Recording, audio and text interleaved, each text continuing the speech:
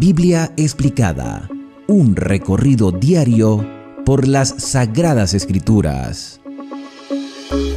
Nosotros estamos estudiando en el libro del profeta Ezequiel una sección que se titula El juicio a las naciones. Ezequiel está dividido en tres partes. Primero comenzamos con el juicio de Judá hasta el capítulo número 24. Después del 25 hasta el 32, el juicio a las naciones. Y del 33 hasta el 48, la misericordia de Dios. Entonces, en este juicio a las naciones ya hemos pasado por territorios como los de Amón, Moab, Edom, Filistea, Tiro, Sidón, que fueron los últimos que estudiamos en el video anterior, o en los videos anteriores desde el capítulo 26, con un pequeño interludio muy corto acerca de la restauración de Israel, no solamente el Israel literal, sino también el Israel espiritual, porque habla de la tierra nueva. Y hoy nos vamos a adentrar en la profecía acerca de Egipto. También les estábamos mostrando el mapa. Por supuesto que Egipto no aparece en este mapa porque estaba a una distancia más lejana en el territorio del continente africano. Y es muy difícil hablar de Egipto y omitir o poner a un lado la historia pasada del pueblo de Israel, que duró más de 400 años como esclavos. No esos esclavos que nos ponen en las películas, que le estaban dando latigazos las 24 horas del día, porque era imposible que una persona pudiera trabajar en esa condición, sino que eran empleados con mala paga y quizás con algunos malos tratos y ofensas, pero necesitaban estar físicamente saludables para poder trabajar. Así que tenían que subsistir con la poca paga que los egipcios le daban, y por supuesto ellos querían ser liberados porque Dios les había prometido a través de sus antepasados que ellos recuperarían la tierra de Canaán. Una tierra que estaba poblada, por supuesto, de cananeos a quienes Dios le había extendido la gracia durante esos 400 años. Israel va y toma posesión después de haber pasado 40 años en el desierto, cosa que nunca debió haber ocurrido, por la misma falta de fe y por las mismas tendencias o ideologías que tenían los israelitas en ese momento. El Señor quería ir purificándolos a medida que fuera pasando el tiempo, así como nos quiere purificar a nosotros. Los hizo cruzar por el Mar Rojo, los hizo pasar por el río Jordán, les dio el santuario para que conocieran su revelación, les introdujo a la tierra de Canaán y pues Dios ejecutó juicio a esas personas que estaban viviendo en Canaán. Se les terminó su tiempo de gracia. Las oportunidades que Dios nos brinda tienen un tiempo específico, y eso también es para el tiempo que tú y yo estamos viviendo. El libro de Apocalipsis llega a decir que el que esté sucio siga ensuciándose, o sea, ya no va a cambiar, no porque no pueda cambiar, sino porque no quiere cambiar. Y el que esté santificándose, siga santificándose, siga haciendo las cosas bien para el Señor, para la gloria del Señor, no para la gloria personal, como decíamos en la explicación de Tiro. Bueno, Egipto tiene también una referencia dentro del libro de Apocalipsis, en el capítulo número 10, cuando se habla de los dos testigos que serán muertos en las calles, en las plazas. O sea, se matarán los dos testigos, que son dos testigos simbólicos que vamos a explicar cuando lleguemos al libro de Apocalipsis. Pero el relato dice, también allí fue crucificado nuestro Señor, en Sodoma y Egipto. Por supuesto que Jesús no fue sacrificado en Sodoma y Egipto, lo que quiere decir que el espíritu de Sodoma y el espíritu de Egipto, es decir, la tendencia, los gustos, la manifestación, las ideologías que habían en Sodoma, que era la perversidad, y las que había en Egipto, que era la idolatría y el orgullo, igual como sucedió en Tiro, se manifestarán en el tiempo del fin, y se manifestaron también en el tiempo en que Jesús estuvo aquí en la tierra, y el Señor quiere erradicar eso de nosotros. Así que Egipto tiene una influencia negativa que también Dios quiso corregir. De hecho, cuando José estuvo en Egipto, el faraón que confió o le concedió a José el gobierno, era un faraón que había visto las maravillas de Dios obrando a través de ese humilde siervo que llegó a ser gobernante, como también lo estaba haciendo en el tiempo de Nabucodonosor con Daniel en Babilonia. Entonces abrimos nuestras Biblias en Ezequiel capítulo 29, porque así como Dios le ha dado oportunidades a los cananeos y se la dio a todos los que estaban alrededor de Israel, que ya mencionamos las ciudades y concluíamos con Tiro y Sidón, también Dios le dio muchas oportunidades a Egipto.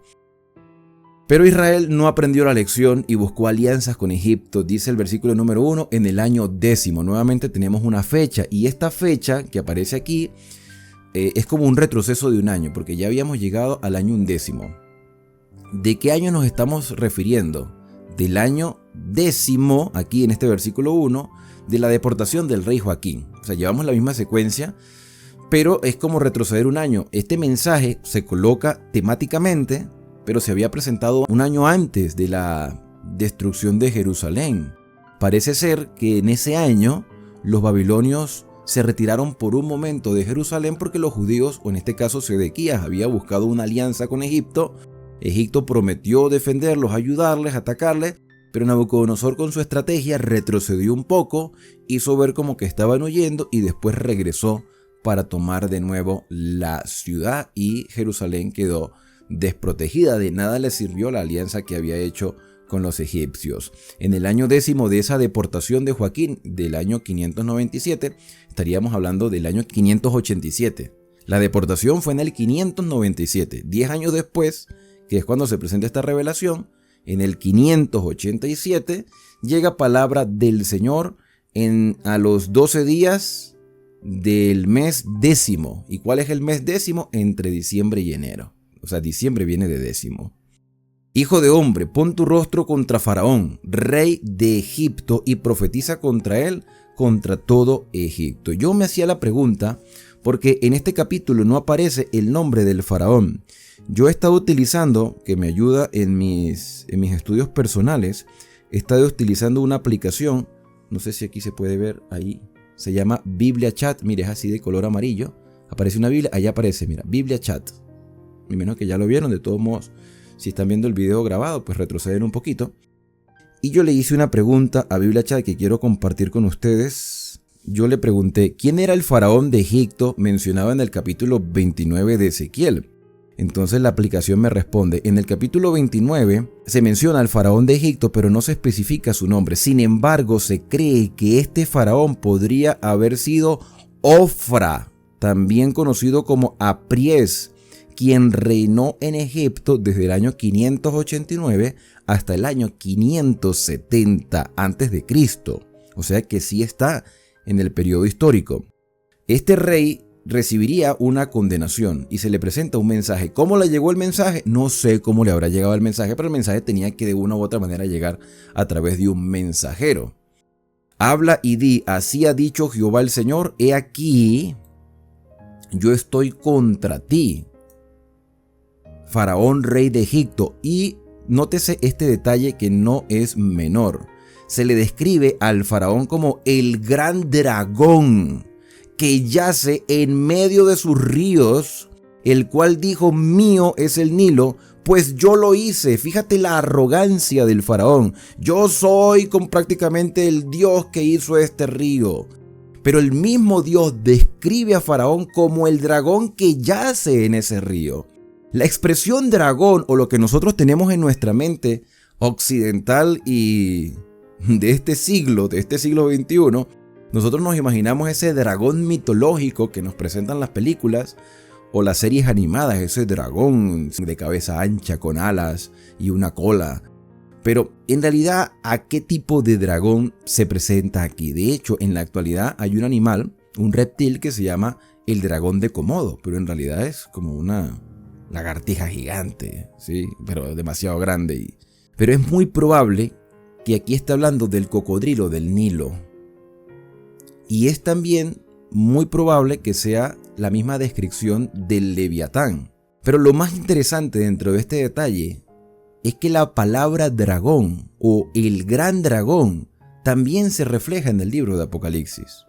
En el capítulo número 12 hay una mujer vestida del sol que está a punto de dar a luz con una corona de 12 estrellas, está parada sobre la luna. Y hay un gran dragón escarlata que quiere devorar a la simiente de la mujer. Ese dragón en Apocalipsis 12 se le describe, se le hace la descripción de ese dragón a Satanás, la serpiente antigua que se llama Diablo y Satanás, es ese gran dragón. Entonces el espíritu de Satanás también estaba haciendo estragos en Egipto. El faraón se creía autosuficiente. Yo hice el Nilo. Y Satanás ha obrado con estos poderes humanos a lo largo de toda la historia para destruir al pueblo de Dios, para destruir a la simiente de la promesa. Siempre ha querido destruir a la genealogía del Mesías. Entonces, este gran dragón se proponía a destruir. Lo intentó muchas veces, pero Dios no lo permitió. Y ahora cambia la estrategia. Ya deja de perseguir y busca alianza con Jerusalén. Y Jerusalén cede ante las pretensiones del dragón, del faraón de Egipto. Dice el versículo número 4, yo pues pondré garfios en tus quijadas y pegaré los peces de tus ríos a tus escamas. Como tú eres el dragón, tú eres el cocodrilo, los peces se van a pegar a ti, tu ejército. Los peces son tu ejército, los que están contigo en el río. Pero yo te voy a cazar con garfio, que era la única manera de cazar un cocodrilo. Aunque era difícil. Es un animal agresivo, traicionero. Yo no sé si ustedes han visto cocodrilos en los zoológicos, si han ido a algún zoológico. Ellos se quedan quietos, inmóviles, como petrificados, como incitando a las personas a que lo toquen, porque está allí quietico. Bueno, así es la labor del diablo. Él aparentemente se queda tranquilo para que nos acerquemos y después nos caza. Y el Señor le dice, yo voy a pegar a los peces de tus ríos en tus escamas y te sacaré del medio de tus ríos y todos los peces de tus ríos saldrán pegados a tus escamas y te dejaré en el desierto a ti y a todos los peces de tus ríos. Sobre la faz del campo caerás, no serás recogido ni serás juntado. A las fieras de la tierra y a las aves del cielo te he dado por comida. ¿Tú crees que eres fuerte? ¿Tú crees que eres autosuficiente? ¿Tú crees que todo lo puedes? Yo soy más fuerte que tú porque yo te creé. Y sabrán todos los moradores de Egipto que yo soy Jehová por cuanto fueron báculo de caña de la casa de Israel. Ustedes fueron el aparente apoyo de Israel. O sea, Israel se quiso apoyar en ti. La caña era pues una planta que salía también en el río Nilo y era fuerte. Se utilizaba como bastón de apoyo para las personas mayores. Israel se quiso apoyar en ti. Pero yo soy Jehová. Israel se debe apoyar en mí. Toda la humanidad debe apoyarse en mí. Maldito el hombre que confía en el hombre. Nuestra plena confianza debe estar en el Señor. Cuando te tomaron con la mano, te quebraste y les rompiste todo el hombro, porque fuiste un apoyo inútil. Y cuando se apoyaron en ti, te quebraste y les rompiste sus lomos enteramente. Una persona anciana que depende de un bastón para caminar. Si se parte el bastón, pues la persona va a quedar afectada. Bueno, Egipto era ese bastón inútil, aparentemente fuerte como un dragón, pero endeble como una caña. Por tanto, así ha dicho Jehová el Señor, he aquí yo traigo contra ti espada y cortaré de ti a hombres y bestias, y la tierra de Egipto será asolada y desierta, y sabrán que yo soy Jehová, por cuanto dijo ese dragón, ese faraón, ese rey de Egipto, el Nilo es mío, yo lo hice. Te estás haciendo un dios. De hecho, los egipcios se creían dioses. Se creían que eran la reencarnación del faraón anterior, y el faraón anterior era un dios, y así sucesivamente todos iban creyendo lo mismo, aunque eran de diferentes dinastías. Ese faraón que no conocía a José era de otra dinastía, pero ellos adoptaban las mismas costumbres de creer que eran la reencarnación de los dioses. Por eso es que a ellos no los enterraban, los momificaban y los colocaban en sarcófagos. Dentro de Egipto se creía en la inmortalidad del alma, que ellos eran eternos, que ellos nunca morían. Y esa es una de las tendencias que hoy se están introduciendo en las iglesias cristianas, la inmortalidad del alma, que por cierto fue la primera mentira que Satanás le dijo a Eva: no moriréis, es imposible que ustedes mueran. Ustedes no van a morir, Dios es un mentiroso. Y Satanás sigue introduciendo esas mentiras dentro de las creencias. Cuando nosotros le decimos a alguien, no te preocupes que ya tu familiar está en el cielo viéndote, eso es una mentira, eso es un engaño. Eso es hacerle creer que el alma es inmortal. A ver, nosotros tenemos un concepto errado del alma, yo lo he venido diciendo, el alma somos tú y yo, no es un espíritu que anda por ahí vagando. Eso de espíritus vagando, eso surgió en Egipto.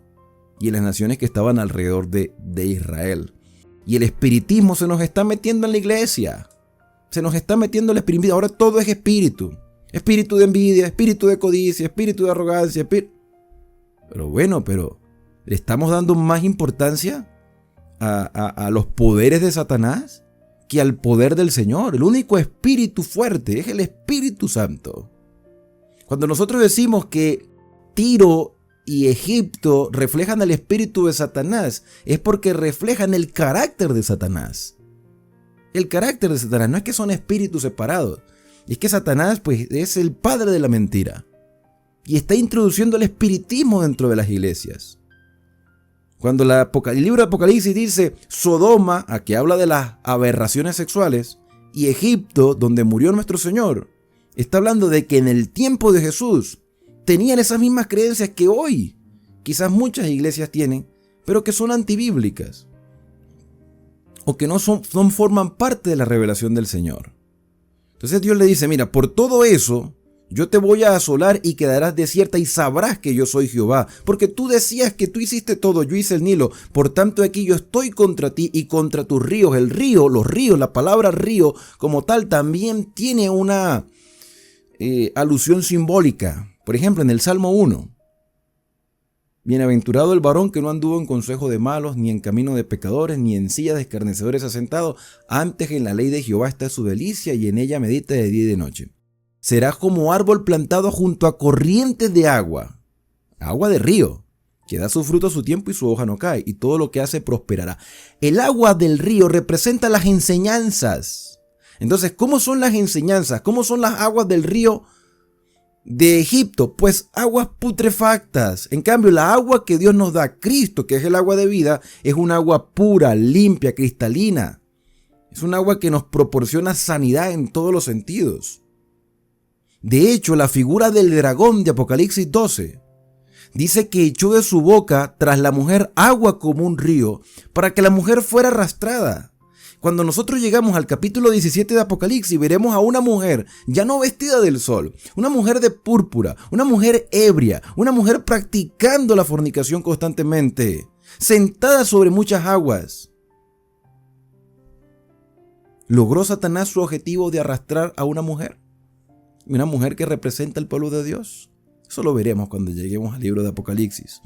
Pero en este momento, Egipto, dice el Señor, quedará desolado y desierto.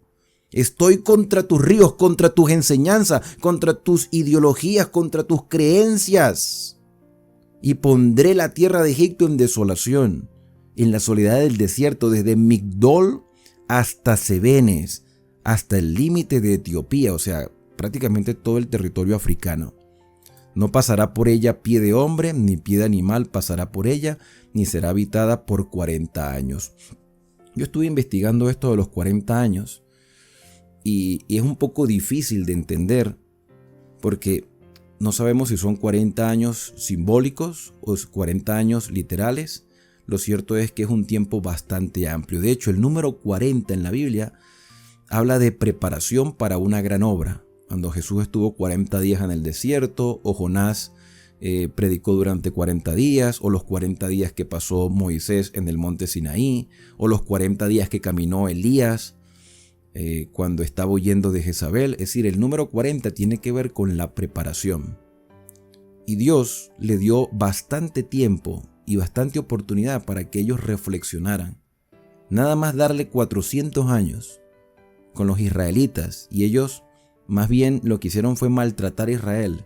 Y después de mucho tiempo, a pesar de los juicios del Señor y de las plagas que recibieron, los egipcios no cambiaron de actitud. Fueron los egipcios quienes se mezclaron con Israel y enseñaron sus creencias erradas, y los israelitas no supieron diferenciar la verdad del error. Y muchas cosas se están pareciendo hoy dentro de nuestras iglesias. Nos estamos dejando meter cosas que no tienen fundamento en la Biblia. Se nos está metiendo el espiritismo, se nos está metiendo muchas tendencias y muchas modas. Y el Señor nos llama a salir no solamente de Babilonia, sino también de Egipto, de Sodoma, de Tiro, salir de todas esas creencias que ellos tenían. El Señor quiere santificarnos.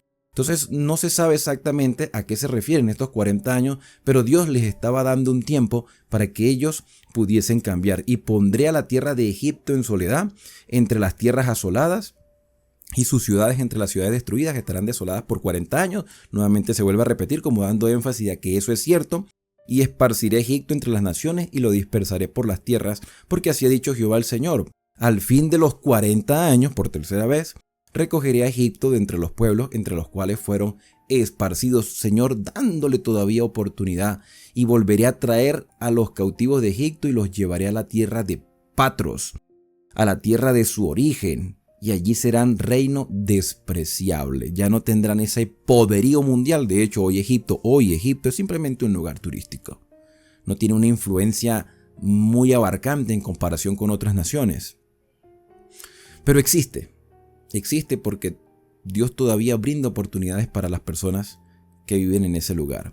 En comparación con los otros reinos será humilde, nunca más se alzará sobre las naciones, porque yo los disminuiré. De hecho, los egipcios hoy en día todos esos territorios le pertenecen actualmente a los musulmanes. Yo los disminuiré para que no vuelvan a tener dominio sobre las naciones, y no será ya más para la casa de Israel apoyo de confianza. Que les haga recordar el pecado de mirar en pos de ellos, y sabrán que yo soy Jehová. Podemos decir que esta profecía se cumplió, porque hoy en día Israel como nación y el pueblo de Dios a nivel mundial, pues no pone su confianza en Egipto como nación, ni por su economía, sino simplemente, como acabo de mencionar, es un lugar turístico. Aconteció, claro, por las pirámides y lo que se ha conseguido con el paso de los años. Aconteció que en el año 27, y aquí tenemos otra fecha, tomando en cuenta la fecha del cautiverio de Joaquín en el año 597, el año 27 sería alrededor del año 570. 570 antes de Cristo. Fíjate que todo este tiempo que pasó, que Dios le estuvo dando esta revelación a Ezequiel, o sea, desde el año, primero comenzamos con el año 10 y pasamos al año 27, son 17 años más. 17 años más para que este mensaje pudiera hacer una impresión en las personas, pero eso no sucedió. Entonces vino en el primero del mes, que sería entre marzo y abril, palabra del Señor diciendo: Hijo de hombre, Nabucodonosor, rey de Babilonia, hizo a su ejército prestar un arduo servicio contra Tiro. De la profecía anterior, se iba a cumplir esa profecía. Toda cabeza ha quedado calva y toda espalda desollada, y ni para él ni para su ejército hubo paga de Tiro por el servicio que prestó contra ella. Por tanto, así ha dicho Jehová el Señor: he aquí que yo doy a Nabucodonosor, rey de Babilonia, la tierra de Egipto. O sea que Nabucodonosor no sacó ningún beneficio de la destrucción de Tiro, a pesar de ser una tierra llena de riquezas. Y es como Dios queriendo decir: tu recompensa será Egipto. Ahora, claro, en Babilonia no eran los mejores, que puedo decir, era el instrumento de Dios, era el martillo de Dios para aplicar un juicio, porque Babilonia era obediente a Dios. No, por supuesto que no. Babilonia tenía todavía su idolatría. Y lo mismo era el pueblo de Israel. ¿Tú crees que Dios escogió a Israel por mérito? No, lo escogió por gracia. Porque ellos venían también con sus ideologías, con sus tendencias, que Dios quería reformarlos. Y eso, hermanos, nos llena de esperanza. ¿Sabes por qué? Porque Dios no te escogió a ti por méritos. Dios no te está haciendo un llamado por lo que tú eres, sino por lo que tú puedes llegar a ser. Yo he encontrado personas que dicen: yo no me entrego al Señor hasta que no cambie. No vas a cambiar. Por ti solo no vas a cambiar. La única manera que tú cambies es por la obra que el Espíritu Santo haga en ti. Dios te está llamando no por lo que eres, hermano. Mi amigo, tú que estás tomando tiempo para ver este video. Dios no te está haciendo un llamado por lo que eres, porque Israel no era nadie en comparación con otras naciones. Eran unos esclavos que habían adoptado la idolatría, que tenían una historia por parte de sus antepasados, Abraham, Isaac y Jacob. Pero ellos ya estaban acostumbrados a Egipto. Los babilonios eran idólatras. Los egipcios también tenían sus cosas erradas.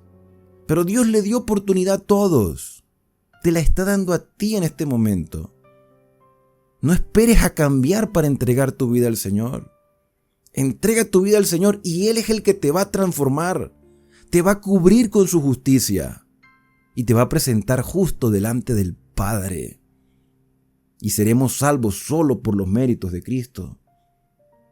Y Babilonia era el instrumento de Dios, no por lo que era, sino por lo que podía llegar a ser. Y Nabucodonosor llegó a ser un hombre temeroso de Dios. Eso lo vamos a estudiar cuando lleguemos a Daniel 4. Dice que Nabucodonosor tomaría las riquezas de Egipto y recogería los despojos, arrebataría botín y haría paga para su ejército. Habrá paga para su ejército. Por su trabajo con que sirvió contra ella, le ha dado la tierra de Egipto porque trabajaron para mí, dice el Señor. Ellos no lo sabían, que Dios había permitido todo eso. Dios retrajo su protección sobre aquellos que se alejan o sobre aquellas personas que deciden apartarse o deciden desobedecer o no prestarle atención a los mensajes del Señor. Dice el versículo número 21, que es el último ya para terminar este capítulo. Dice de la siguiente manera: en aquel tiempo haré retoñar el poder de la casa de Israel. ¿De dónde? Pues de Egipto, como pasó con Sidón. O sea que los que se dejaran transformar por el Espíritu del Señor, no importa en qué parte del mundo estuviesen, podían formar parte del pueblo de Dios. En aquel tiempo, en la destrucción de Egipto, el Señor haría de retoñar el poder de la casa de Israel. Abriré tu boca en medio de ellos y sabrán que yo soy Jehová. Hermanos, es evidente que aquí está hablando de un Israel espiritual. No está hablando de un Israel literal. El Israel literal se apoyó en Egipto. Dios le dio oportunidad a todas las naciones a ser transformados. Y Dios permitió los castigos para que las personas entendieran que hay un Dios en el cielo que los puede proteger, y sin la protección del Señor todo es un desastre. Pero todo aquel que aprenda a conocer al Señor formará parte de la casa de Israel. El retoño del Señor en su tiempo lo hará florecer. Y tú y yo podemos formar parte hoy de la familia de Israel espiritual, del pueblo de Dios, que aunque el dragón persigue al pueblo de Dios en el desierto y expide de su boca agua como un río para arrastrarnos, el Señor protege y sustenta a sus hijos. Dios es nuestro amparo, Dios es nuestra fortaleza, Dios es nuestro refugio en las tribulaciones. Por tanto, no temeremos aunque la tierra sea removida, porque Dios está con nosotros y nos está brindando una oportunidad. ¿Te sientes en Egipto en este momento? ¿Sientes que en tu vida hay cosas que cambiar? ¿Sientes que hay cosas que no están bien y que necesitas mejorar? Ponte en las manos del Señor. Conócele y vas a retoñar, como dice este versículo número 21. Vas a retoñar con poder porque ahora puedes ser parte de la familia de Dios. Y eso es un mensaje que fortalece nuestra fe y nos llena de esperanza en este día. Que Dios te bendiga y te guarde, que haga resplandecer Dios su rostro sobre ti y que tenga de ti misericordia, que el Señor alce sobre ti su rostro. Ponga en ti paz. Nos vemos en el próximo video.